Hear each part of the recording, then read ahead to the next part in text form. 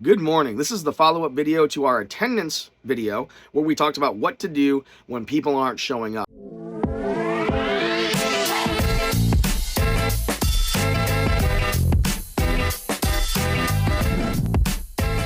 In that video, to briefly recap, we said, listen, everyone who's showing up regularly, that's your drill team.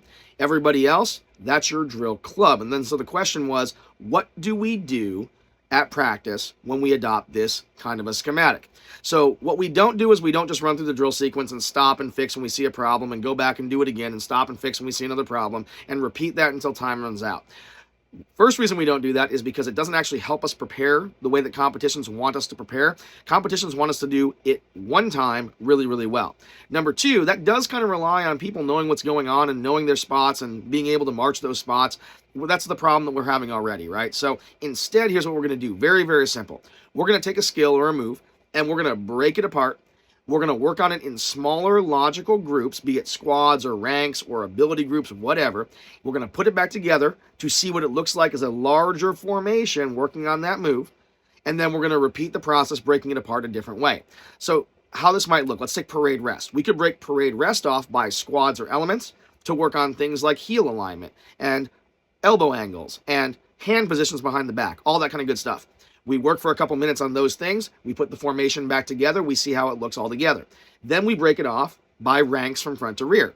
Here we work on things like distance apart from the heels, covering the feet, making sure that our weight is shifting as well as our feet so our entire body is covered. We work for a couple minutes. We put it back together in the larger formation. We see how it looks. We either break it apart again or we move on to the next skill.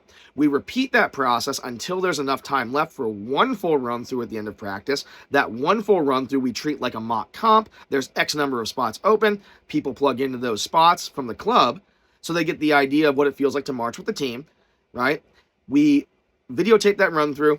We look and see, did what we worked on today, did it show some meaningful improvements? If so, we move on to the next skill. We identify what's next. If not, maybe we come back and review it the next practice and keep working on it. And if there's extra time, we could do this for two events. We could do it for regulation, then we could do it for exhibition, break a sequence apart, have the experienced drill teamers working in smaller groups with everyone else, coaching and working with them and training them. And this style of practice is going to help us in two ways. One, your drill team members are really leading the charge, so they're getting better at drill themselves, plus they're getting the opportunity to teach and coach and train the ones who came to practice that day. The ones who came to practice get to participate meaningfully because those groups could be 2 people, they could be 10 people, right? They still get to participate in the act of getting better at drill alongside of those team members doing exactly the same things that would benefit them, if they were on the drill team. And so everyone's getting pretty much the exact same experience. It's just about kind of how we staff the team for competition. So this is kind of the general sort of way that we would recommend that you practice if you adopt this format. Hopefully that was helpful. If you have any questions, leave them down below and we'll get to them next time.